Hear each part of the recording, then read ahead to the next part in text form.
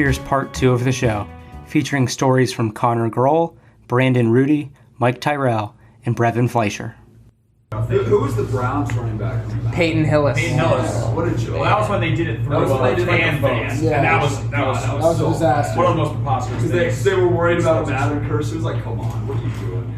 I don't think Peyton Hillis was cursed. I think he just was not good. I will tell you. I want to segue this into my story because I may or may not be mentioning Peyton Hillis. Ooh. So keep that in mind. I will ask you a trivia question towards the end, You say he is slept on.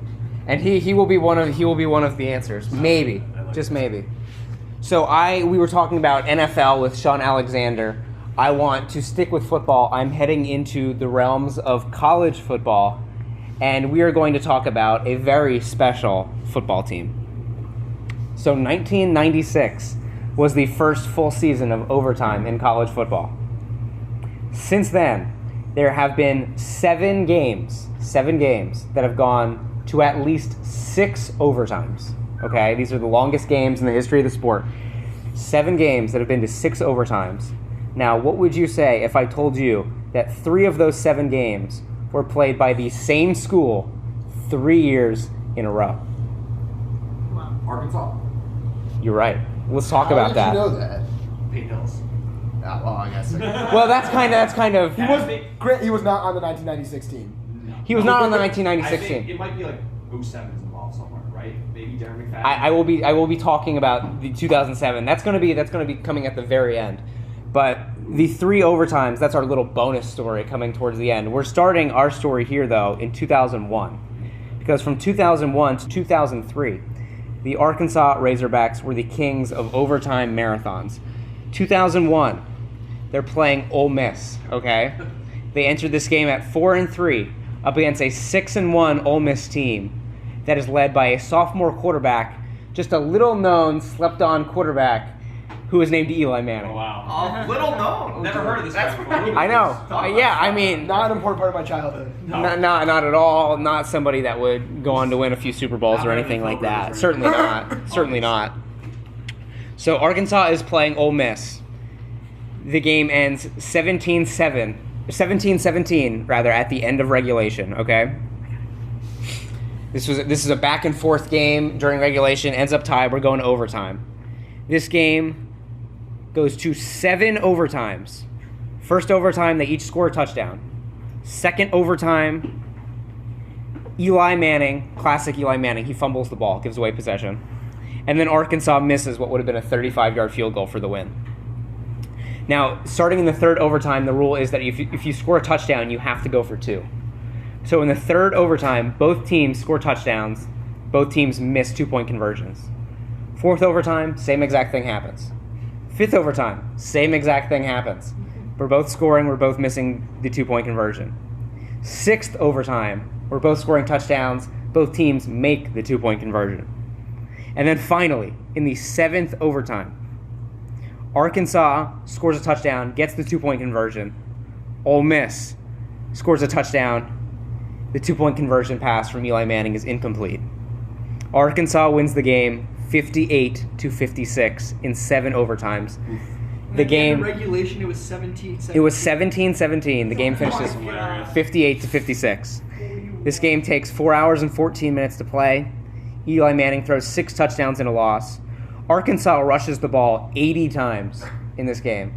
80 rushes for 370 yards and 7 rushing touchdowns. And Arkansas gets the win.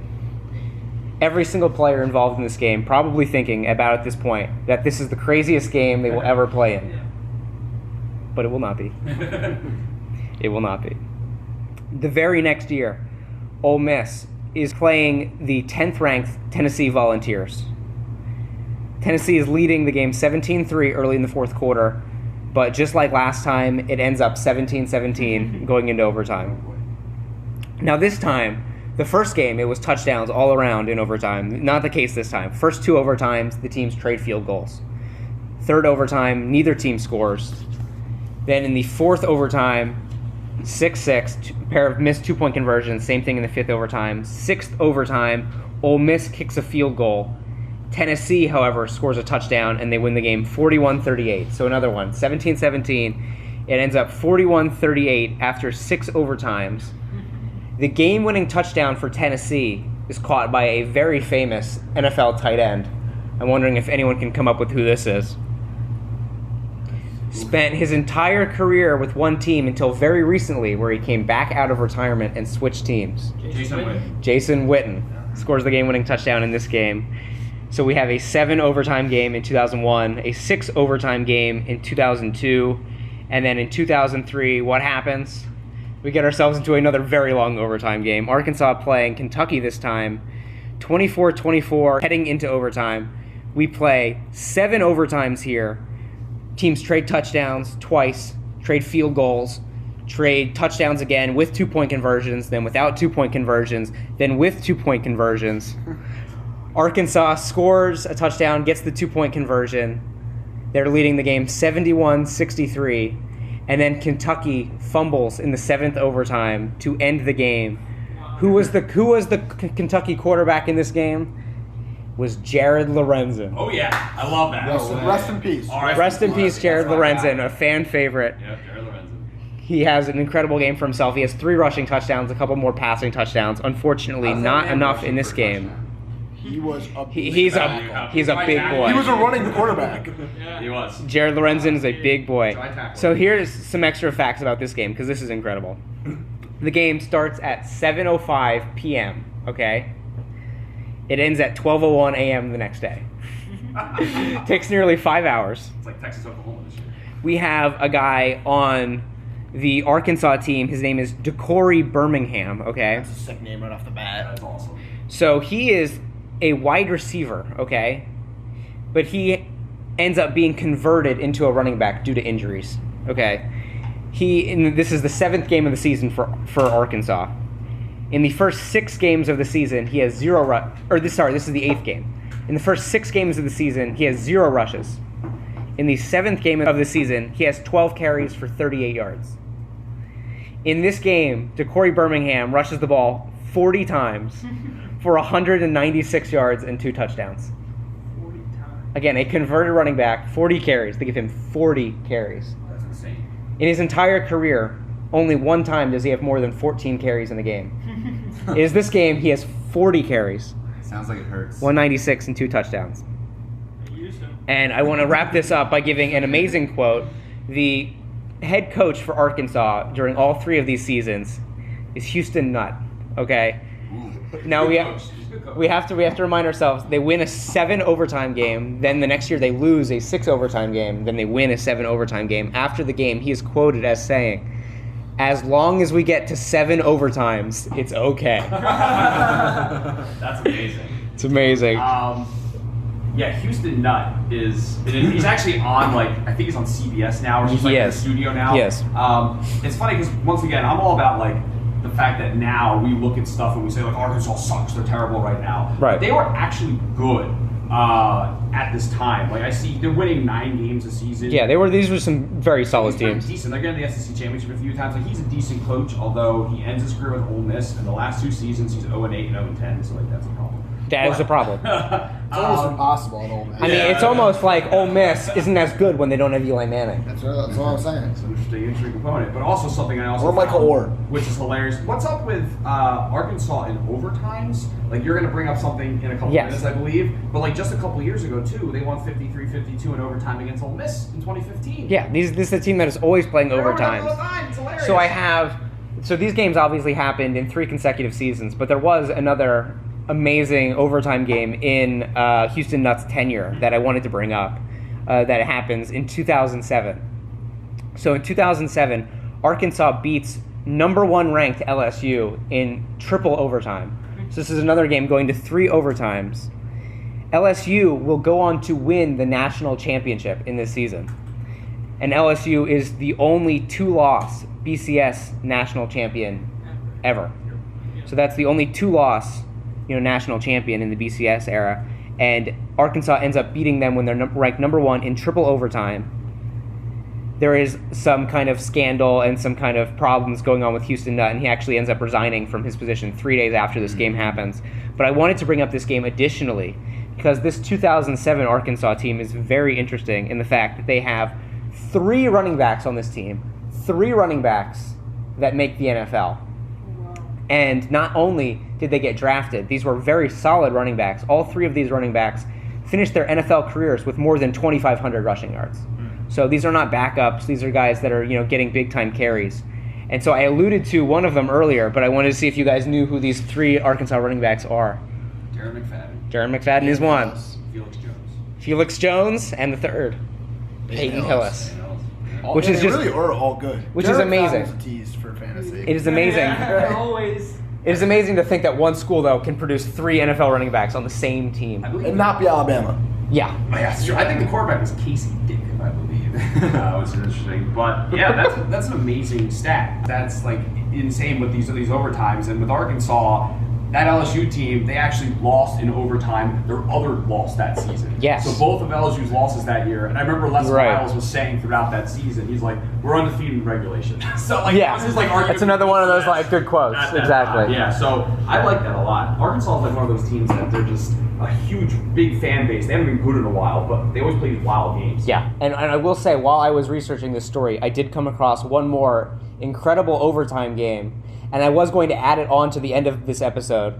But it is actually so insane that it demands an episode of its own. So I will be sticking on the concept of overtimes next week, and I will just leave you guys to look forward to I'm that. excited for that.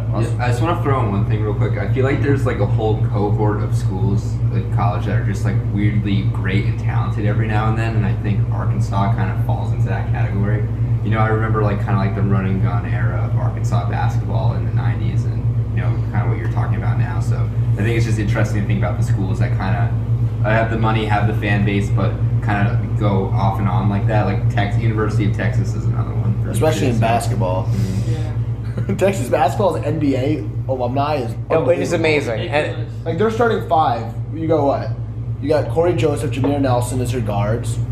Or Jameer Nelson, I don't know if I'm right about Jameer Nelson. You have Corey Joseph, you have LaMarcus Aldridge, you have Kevin Durant, you have PJ Tucker. Like they're just insane. DJ Augustine. Yes, DJ Augustine, that's what I meant. Mo Bamba, Miles Turner. Like, it's ridiculous. It's And they've absolutely never been stacked. good. well, they were good with Kevin Durant. This Yeah, is they another were one of really those teams stacked. that's kind of, you're right. Augustine was They're up and down, and that Texas team that year was incredible. There was, I want to say, 5 or maybe even 6 players on that Longhorn team with Kevin Durant that made the NBA. And Aldridge missed by a year. They were a year away from being together on that Look at that, team. Augustine, KD, and Marcus, yeah. All right, sorry for the sidebar, guys. No, but it's absolutely true. UT did win a basketball championship very recently. It was the NIT. But yeah, you're right. Definitely an up and down team, and a lot of these schools kind of have similar stories. And I just thought it was amazing how Arkansas got themselves into these incredibly long games. I mean, if you think it's been 25 years of overtime, 24 years, I think this is the 25th season, and there's only been 7 games that have gone to at least 6 overtimes. This is something that only happens once every 3 or 4 years out of the entirety of college football, and Arkansas managed to be a part of these games in back-to-back seasons. So I thought that was incredible. Speaking of McFadden, have y'all heard of the Bitcoin story with him? No. Please, You haven't heard of this? please elaborate. Please go into this. So this is Darren McFadden's story. He tried to buy. Here we I go. want to say it was like a couple of grand worth. I'd have to look it up, but will you look it up real quick? Post-production note, this would have been a $3 million investment from Darren McFadden, but props to Brandon for telling this story from memory. It was like a couple grand worth of Bitcoin back in the day when it was real cheap. And either his lawyer or somebody didn't let him buy it. Didn't let him buy the Bitcoin. And it would have ended up making him $237 million. Oh my God. He went on to go try and Sue? sue. Oh, I vaguely do remember Yeah, he this. went on to go try and sue his. I want to say it was just his like financial advisor when he was with the Cowboys at the time. How much did he buy? Oh, the guy that is involved, that he's trying to sue, the guy's name is Michael Vick. Oh my God. Michael Vick. It's not Michael. That's amazing. That's ridiculous. Okay. But yeah, it would have made him $237 million, and this was like in, I don't know what it was like in 2017. 17. Is that what that said? Yes. Yeah, by 2017, it would have made him $237 million. That's amazing. It was all his financial advisor said no, and I think he ended up getting like a couple. Yeah, I don't think he got much out of his financial advisor at all, but would have made him $237 million. It's absurd. I feel like athletes kind of like a weird obsession with Bitcoin. Like I'm just thinking about the Spencer Dinwiddie thing where he tried to sell futures options on his contract to his fan base. No doubt, like the financial advisor was in the right to tell him no, like you're absurd to do this. But like looking at it now, it's just gotta kill the guy. Gotta kill both of them. Oh, He would've made absolutely. so much money. Yeah. Love Bitcoin sad stories because I feel like there's always that one person who has like a hard drive worth like $200 million and they just can't find it, like they can't access it. That would be terrible. But no, that's great. Thank you for joining in with that. It's very funny how so many of these things end up just being tangentially related to each other, and it feels like you can just go off for hours on some of these crazy stories. Who we got next? I'll go. That's fine. So I'm going to go into basketball, All right. and I'm actually going to go into college basketball. I don't think we've actually done any college basketball. Not college yet. basketball so yet, far, no. This is only episode 2, but and I'm going to talk about a program that we all know, but kind of an aspect of them that's interesting. So, would you say one of the most, when you think of college basketball, what's like the team that stands out, or like one of the biggest programs? Kentucky. Duke. North Carolina. UNC, Kansas. Yeah, you hit them all. Someone said it already. Duke. Okay, we all know Duke. Okay, it's not a slept-on team. Okay, Duke is one of the most successful teams ever. Like, Never heard of them. yeah, right. Of course, like Coach K, 5 national championships, some of the best players of all time. But what's interesting is, and I kind of said it already, they've only won 5 national championships with Coach K, and with the talent that he's had, you're kind of thinking he probably should have won more. And there was a period of time from 1999 to 2002 where they were by far the best team in the country. And I'm going to show you some of the players on this team. The Elton Brand years? One of those years was him. Yeah. Some of these players are well known, become NBA superstars. They only won 1 national championship in these 4 seasons. This is the story of how Duke should have won 4 straight. Can Okay. we guess some of the players? Yes, I'm going to do that. They should have won Yeah, 4. no, they're not great. This is after his time. A They should have little won after. 4 straight national championships. They were the best team from 1999 to 2002, technically 98-99 season to 01-02, but they only won 1 title in 2001. They should Okay. have won 4 straight. So quickly, let's go into the 98-99 season. I'm going to let you guess some of I these don't know if I players. can do it by year, but I know in those years, Elton Okay. Brand, So- Jay Williams, Yeah, so the 99 season, right? both those guys. Jay Williams is not a huge member on this team. He's not even on the team yet. 99 Elton Brand, you said Yeah. that already, right? He's Okay. a sophomore that year. He has an unbelievable season. Okay, he averages over 17 points, close to 10 rebounds, right? Anyone else know who might be on that team? Well, Boozer's a couple years later, right? Boozer's a couple Yeah, years later. is it a little too early for Battier? A little too early for Battier. There's at least one more you could end up getting who ends up being, a massive stud coming into the NBA and has an NBA career that's maybe not as great as it was expected. He was a freshman in '99, actually. CM, or Is it Corey Maggette? Corey Maggette. Okay, Corey so I Maggette, can look it up, Yeah. So he's a freshman that year, and Trajan Langdon was a senior that year, and he was really good. He was kind of the leader of the team, 17 points averaging a game. This team was 37-2. Wow. That season. That's pretty good. 37-2. They went 16-0 in the ACC. They averaged 91.8 points a game, so they were the best offense by far. They were first in the country. Okay, their SRS ranking, which essentially stands for simple rating system. This takes like your strength of schedule and how many points you win by, and it puts it into this formula. And they were first that year in this formula. So they were clearly considered the best team in the country in that season. They were number 1 or number 2 throughout most of that year. They actually lost. The first game they lost was early in the season. I think they were playing in Alaska, the Great Alaskan Shootout, like one of those random tournaments that you play in the beginning. They're in Alaska. It's a weird time. They're playing Cincinnati. Bob Huggins of Cincinnati. Okay, and they lose by 2 points.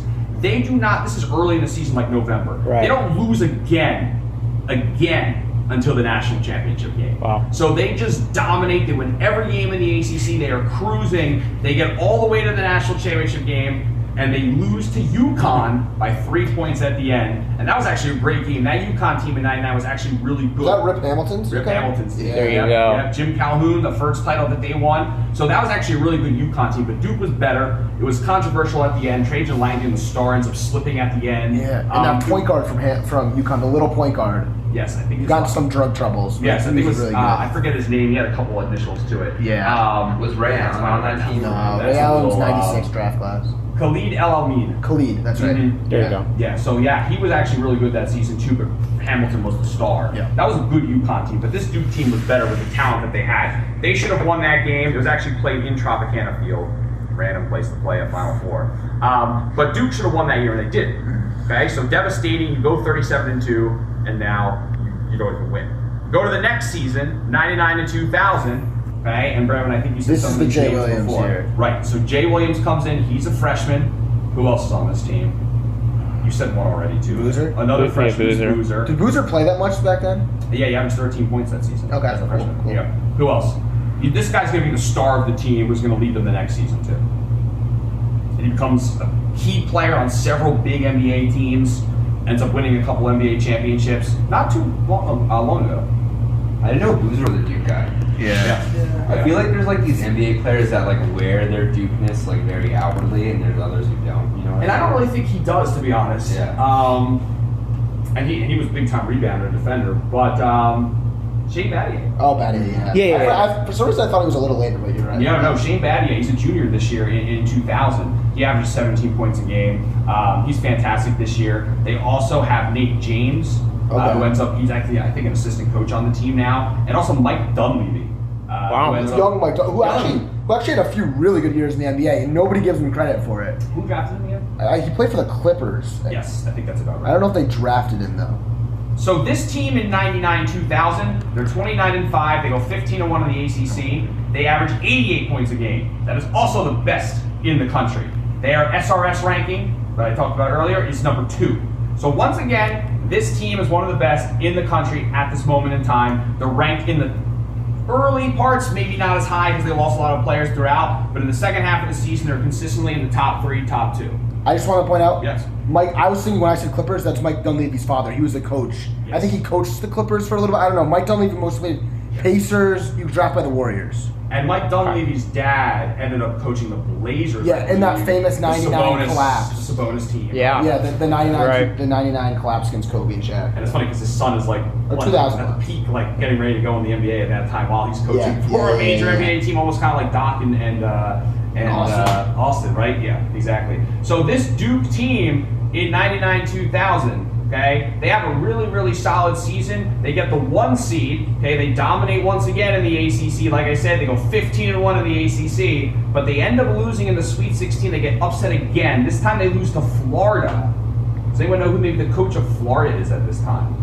2000. He was a coach. He was very young at this time, but he's coach of Florida for a long Oh, so it is Billy Donovan? It is Billy Donovan. Okay, I was wondering if it was too early for him. And Yeah. this team actually ends up going to the finals and losing to Michigan State, but some of these players on this Florida team were actually pretty good. Mike Miller, Udonis Oh, yeah. Haslam, okay? The Miami Heat backups. Yeah, Matt Bonner's on this team Oh, wow. as a freshman. Mike Miller and Udonis Haslam were roommates, and they're like best friends. That's So amazing. funny. Yeah, I mean, the same year. I want to hear more about. That's a good slept on. They're both story. 6'8" too, which is interesting. Yeah. But so yeah, that Florida team is pretty good, but Duke once again is a better team than them, and they lose. Okay, so that's 2 straight seasons where Duke should have won something and they didn't. 2000, 2001, same essential story. They win 35 games. They go 35-4. They go 13-3 in the ACC. They average 90 points a game, which is second. So once again, top point total in the country. Their SRS ranking is number 1. Once again, they're in the top 2 and 3 throughout the entire year. This time, though, and we're looking at, once again, a lot of the same players. Jay Williams, Carlos Boozer, Shane Battier, Mike Dunleavy. Another guy gets added on, Chris Duhon. Oh. Okay. If you remember him. And this team does end up winning the national championship. They do get it done. Although what's interesting is they probably maybe should not even won it either. They came back from a massive deficit to Maryland in the Final Four. They were down by double digits throughout that game, and they made a late comeback. Shane Battier led this massive comeback. They won that Final Four game, and then they beat Arizona in the national championship. So they finally won, and this was actually the first title that Duke had won since '93, I believe, when they had repeated with Hurley and Christian And Laettner. Laettner, and yeah. That was Blake Grant Times. Hill. Exactly, and Grant Hill.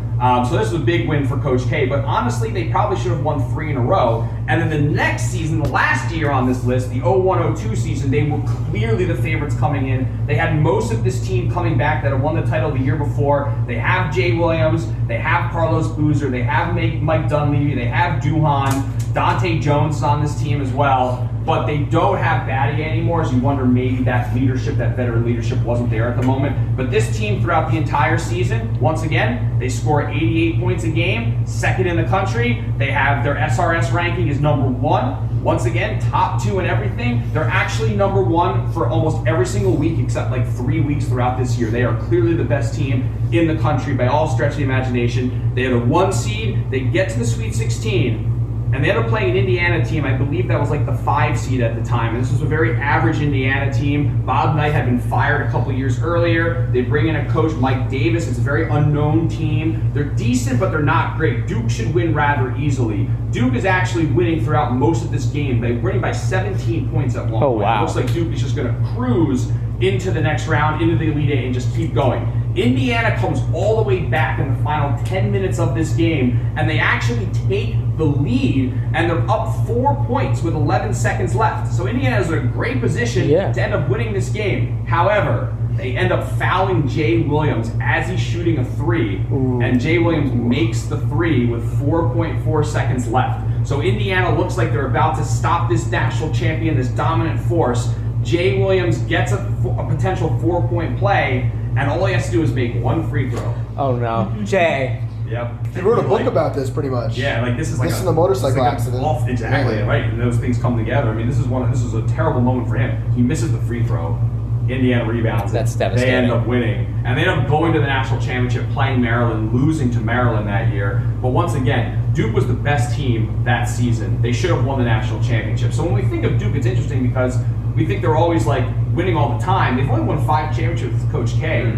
They probably should have won 4 in a row, or at least 3 of those 4 years. The fact that they were the best team in the country for 4 straight years and they only won 1 title, I think, is interesting. But that's just how March Madness is. Yeah, it's kind of the structure of the sport. Yeah.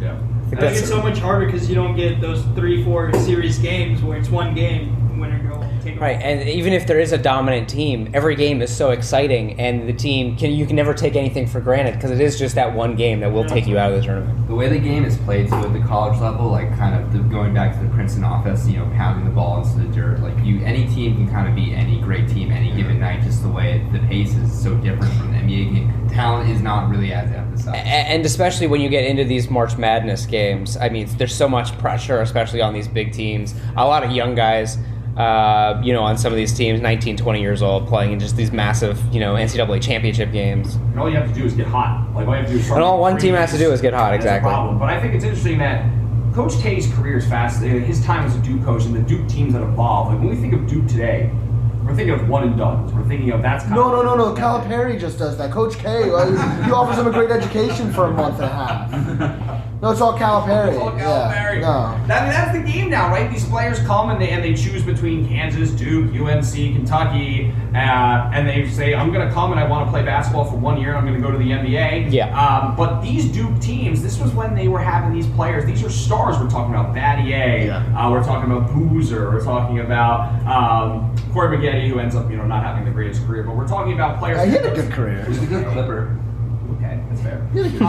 But he ends, we're talking about players that lasted 2, 3, Elton Brand, a couple years on these teams. So it's interesting that, Coach K, Duke was always known as this team that had juniors and seniors, these upperclassmen that would guide this team and get it done. Even the 2010 Duke team that won with John Shire, Kyle Singler, these were upperclassmen that were leading them. But now, Coach K kind of realized, I have to adapt, I have to adjust, and I have to get these young studs, and I know I'm only going to be able to develop them for 1 year, but I kind of have to do that. And we look at Zion a couple years ago. I mean, he was unbelievable, but they didn't win either. Virginia's the last team that won because we didn't have a tournament this year. They were filled with players that were experienced. Same with UNC and Villanova in terms of recent champions. Absolutely, Villanova's a great. If you're going to win a national championship, you need some veteran leadership. You can't just stitch a team together with 5 starting freshmen and expect that you're. I can't even think of a team that's won that way.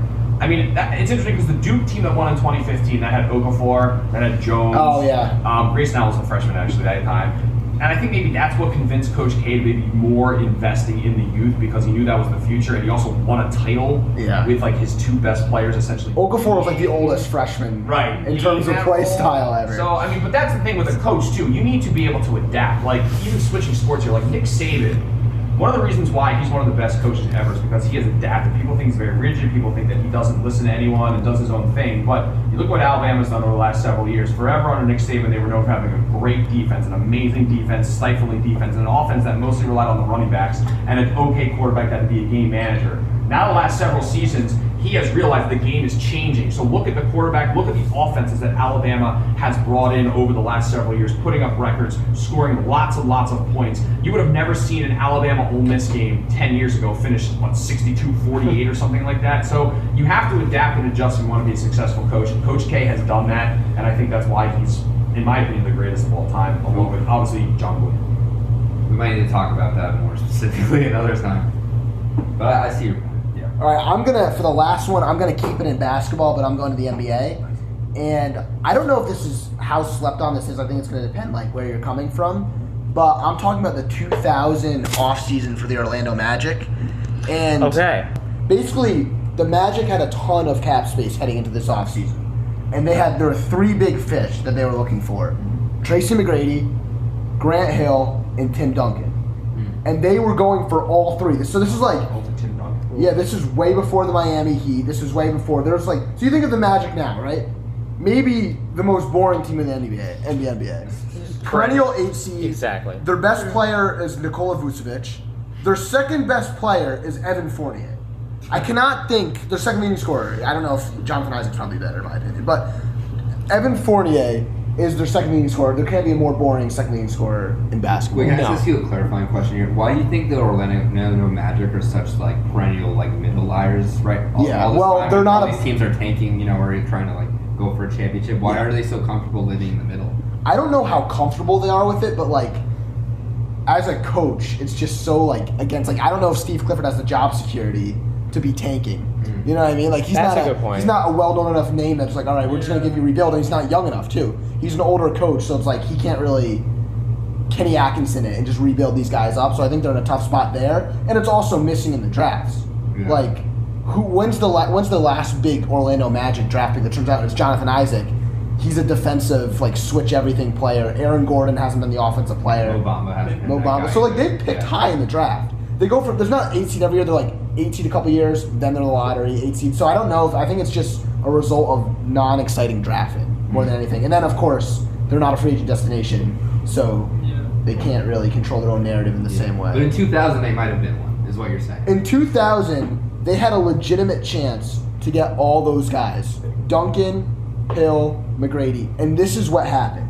So I'm going to set the stage a little bit. The 1999-2000 Orlando Magic, so this is the year before the free agency. They were 41-41. Very Orlando Magic. I don't think it can be more average than 41-41. Yeah. Coached by Doc Rivers. Yeah. Ooh, that's right. The man has never been off of work in like the last however many years. Here's their leader. Their best player was an aging but somehow mid-career because he played forever, Darrell Armstrong, and then a young Ron Mercer, and then stashed on the bench an even younger Corey Maggette. So Corey Maggette, there's a little Duke. Oh yeah, there you go. I like that. We have to tag Corey Maggette when we post. Yeah, we gotta let. I don't know if we want to now that knows. Mike thinks he's so not a great career or anything. I like Corey Maggette. Corey Maggette had a good career. This team, like 25th in pace, like they're 25th in pace this year. They're just like, well, this team wasn't an exciting team at all. And even with the meager credentials and then like the less than stellar players, the Magic had really big plans, and people thought they had a chance to pull off something special. So the 2000 NBA free agency class loaded, like I said, Duncan, Hill, McGrady, but also Eddie Jones, who maybe current fans don't know, but at the time, Eddie Jones was a legit sniper, a guy who could score, get buckets, and then Brian Grant, who people might think of Brian Grant now as a member of the Blazers. Like he was kind of the big that they threw at Shaq at the end when Arvydas Sabonis' knees died. So that's Brian Grant. He was, for some reason, this is early 2000s basketball. A big that couldn't shoot was still a valuable asset. So the Magic had designs on all three of the top guys. And so I'm going to just give you a brief thing where they are in their careers while the Magic were looking at him.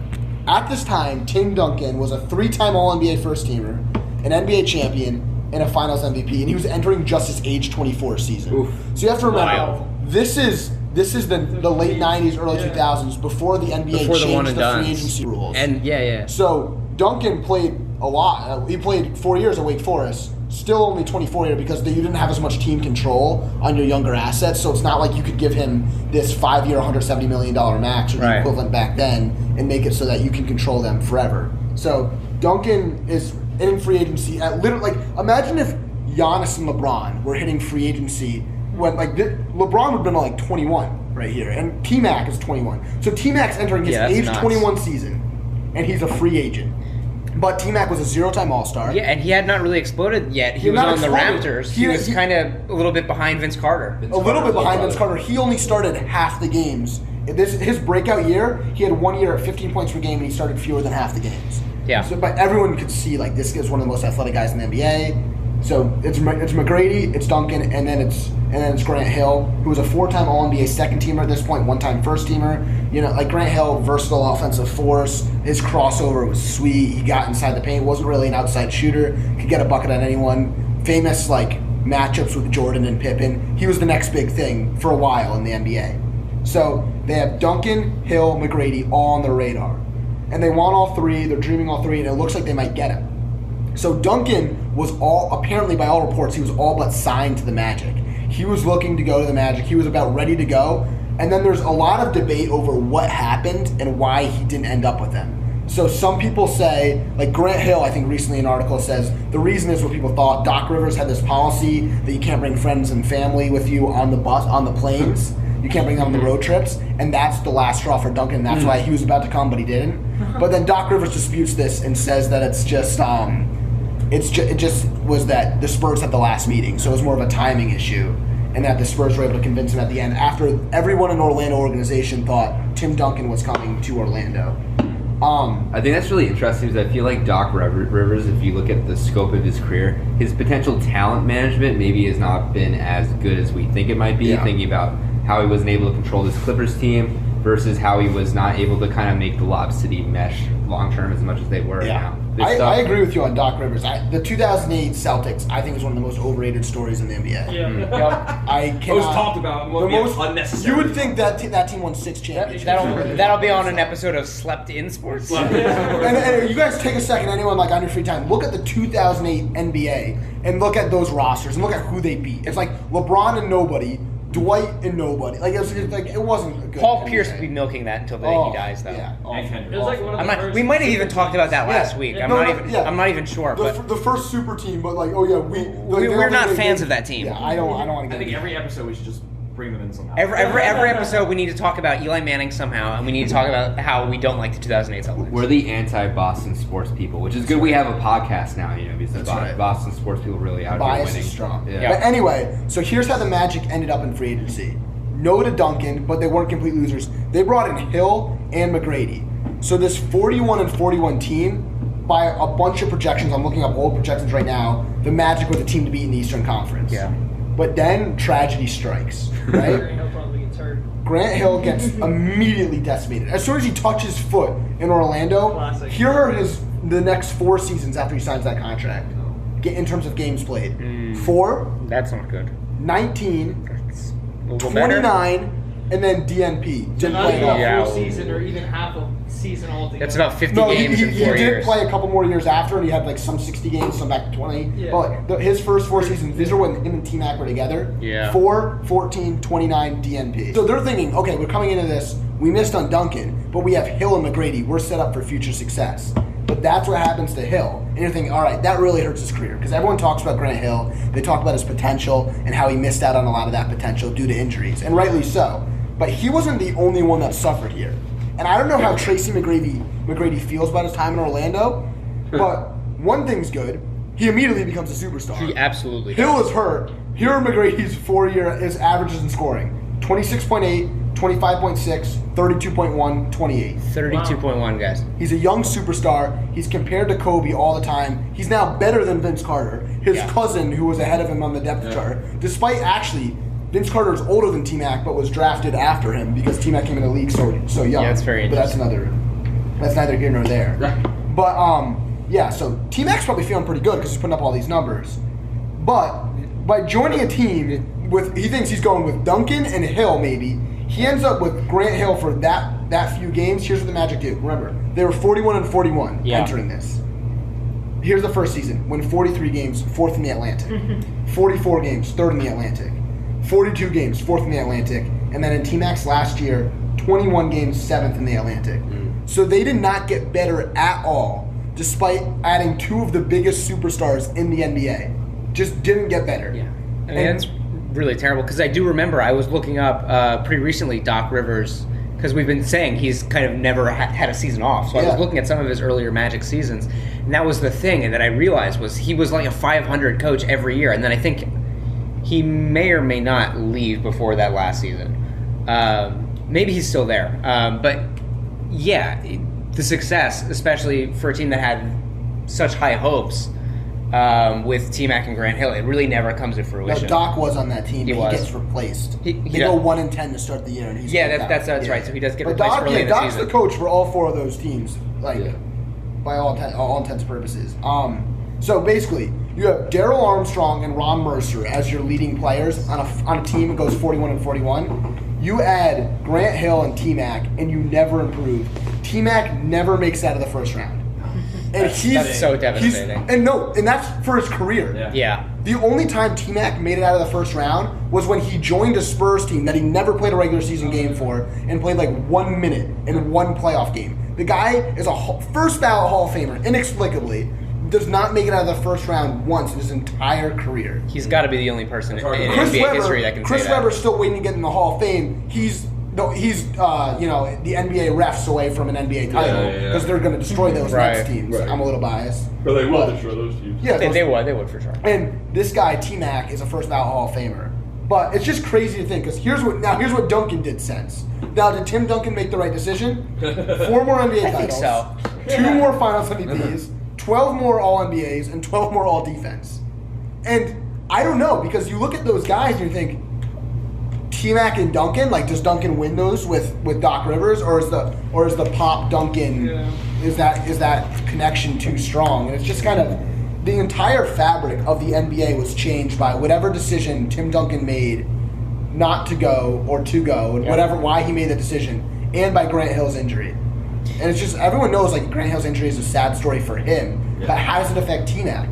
Is T-Mac considered one of the greatest small forwards of all time? Even more so if he gets out of the first round of the playoffs. And you think of the Magic as this kind of 8-seed team now, and they've actually had a lot of seasons recently where they haven't even made the playoffs. And this was the first season since this offseason you're talking about that the Spurs did not make the playoffs. Yes. And it's just really, because the Magic are such a team, like we talk about Magic, maybe the most boring team in the NBA. And you think of their squandered talent, Shaquille O'Neal. Yep.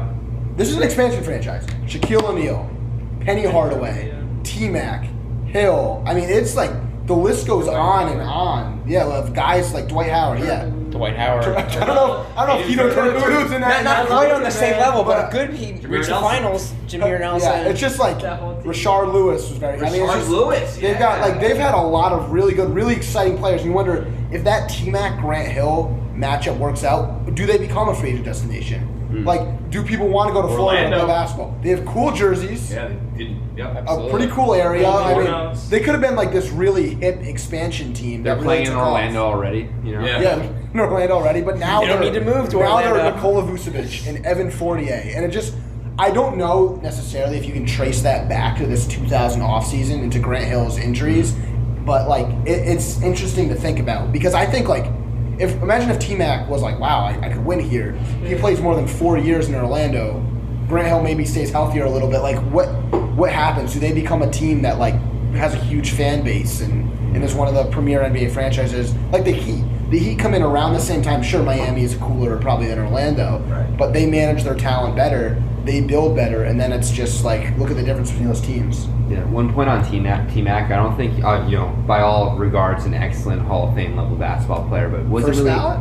Well, maybe not, but hasn't really been able to make kind of that cultural impact on Orlando as maybe he would have liked. And I Well, he think was there for 4 years. He Yeah. never got out of the first round of the playoffs. That'll do it. yeah, for sure. That'll do it. And I don't know if Orlando, unfortunately, is thought of as a Disney town, as old people moving to Florida town. Right, yeah. I don't know necessarily, even if they were so good, does that become like this hit basketball cultural impact? Yeah, for sure. And I think the Penny Hardaway situation, there are a lot of parallels there because Penny was like a first-team All-NBA point guard, like considered maybe the next guy in the NBA. Shaq leaves, Penny gets hurt, and then you just kind of wonder, like, Orlando's gotten really, really unlucky, but also has really, really squandered their talent and have not done well in free agency of showing their guys and retaining their players. Yeah. Just to go off that, I think it's really interesting to see kind of Team Mac doing TV right now because I think you see kind of this collective of great NBA players whose career just have, a slight bit of left that really should be desired who are now going to broadcast. Yeah, that's why they have to. Yeah. LeBron's not going to be going on NBA Countdown because he's too good for it. At some point, you're too strong for that. But I think of like T-Mac, Scottie Pippen, Vince Carter's Paul gonna do Pierce, it. Vince Carter, that just have this like a Dwayne Wade too, a little bit too. Just have like Dwayne Wade's a little bit of an exception that proves the rule. Yeah, but just like a little bit, these guys like Paul slightly Pierce, on the man, cusp. that guy's got the best three. Oh yeah, I forgot he drove LeBron out of Cleveland. Or Yeah. even a guy like Jay Williams that had his career cut tragically short. Yeah. That we were just talking about. And now he just is the mouthpiece of Kevin Durant. That's right. Well, it's interesting too because like you talk about what happened with Duncan. Like had he chosen to go to the Magic and what would have happened there. Like it's interesting because that Western Conference would have opened up perhaps for a team the Phoenix Suns, who with Nash and Stoudemire and Marion were so good for a certain period of time, but they could never get through that Spurs team. So like, or how many do the Lakers win? Maybe they win If more. you take the Spurs dynasty and the Lakers dynasty and just take the Spurs out of there, do Shaq and Kobe stay together longer? I don't know. But that seems like a Read possibility. the 3 Ring Circus by Jeff Pearlman. I bought it. It's coming tomorrow. No way. Yeah. We're gonna have to pass that around for sure. Maybe the Mavs. That's when Dirk's rising up too. He Yeah, always had trouble with the Spurs. The Spurs, yeah. You know, Spurs are scary. The Suns are a good example. Like, there are a lot of good teams in those Western conferences. Even the Clippers in 05-06 were a really good team. Yes, they were. And Yes, they were. the Chris Kaman, Sam Cassell, Coutinho Mobley, they were Elton Brand. They were a good team too. I think they got like the 3 seed or something. Like Yeah. they were pretty good that And they were close. But it's just it's very, I don't know. It's interesting to think of how everything would have changed if Duncan left. You know who else is on that Clippers team, Mike? Corey Maggette. Corey Maggette. Corey, Coutinho, I think for Kaman, Cassell. For his Elton potential Brand. coming out of Duke, I think he could have had a better career. That's all. That's I'm a saying. fair He was point. kind of a tweener. So he was a tough. It was a hype. The hype was massive for him. Yeah. I don't think he lived up. I feel like Corey Maggette is a proper place to end this podcast on. A common theme that ties everything together. Is Corey Maggette. Yeah. Max making a power move. First time on the pod, closing it up. Yeah, I why not? like it. All Connor, ends do with your thing. all roads end with Corey Maggette, including this one, the second episode of the Slept On Sports podcast. I want to thank all of you guys so much for coming on, sharing our sports stories, and we will be back every week with some more. Remember to follow us on Twitter at slept_on_sports. Subscribe wherever you listen to podcasts. If you enjoyed the show, leave us those ratings and reviews, and let us know if you have any slept on stories you would like us to discuss potentially in a future episode. But that about does it for us. Signing off. Had a very interesting podcast here. Brief intermission when the Tampa Bay Rays won Game 4 of the World Series, but it has been a great time. Anyone have anything else to add before we sign off? Mike, say something clever. Keep this in. You put him on the spot and he has absolutely nothing. You can't lead a horse to water Okay. if you can't make it drink. I don't know if that's clever. I'm not sure what that if that's the actual quote. I don't think it is. In fact, I know it is not the actual Why can't quote. you bring the horse to the water if you can't teach it to drink? I thought it was a good quote, but I think it's wrong. Hold on. You can lead a horse to water, Oh, that's what it was. but you can't make it drink. Oh no. That's fine. I think we'll leave that in. Keep it in there. I think No, that's but you gotta leave in how long it took him to come up with that. Honestly, I think that's a great quote to describe Corey Maggette's career. I don't see that. You know, That's I don't know. Have you guys watched Corey Maggette? He was a fine player. his potential versus the outcome, I think, is what I'm going for here. I He don't was know. so hyped out coming out of Duke. He didn't have the career that he should have had. That's my opinion. I don't know. And Corey Maggette, if you feel any differently, you are welcome to come on the podcast anytime. Please join us. Please join. It would actually be great. I would love to get roasted by Corey Maggette. Okay, can we also be fair to Corey Maggette? He was literally. I love how this is not ending. The man was the 13th pick in the draft. I think he had a pretty I think he had a solid. very solid It's not like career. this man was number one draft I still think pick. he was hyped up more. He was a culture guy, a big locker room presence. You He had respect 2 that. seasons of over 20, 3 seasons of over 20 a game. Not bad. Not bad. Brevin and I are fans of you, Corey. I've always liked you, Corey Maggette. I've always liked You're a you. 6'6" power forward. I let me back guys in at 6'6". Yeah. Adrian Danley could do it. Sure. That seems like a perfect way, like Mac was saying, to end the podcast. We end it with Corey Maggette. Love it. Love you, All right. Corey. All right, bye. Bye, Corey.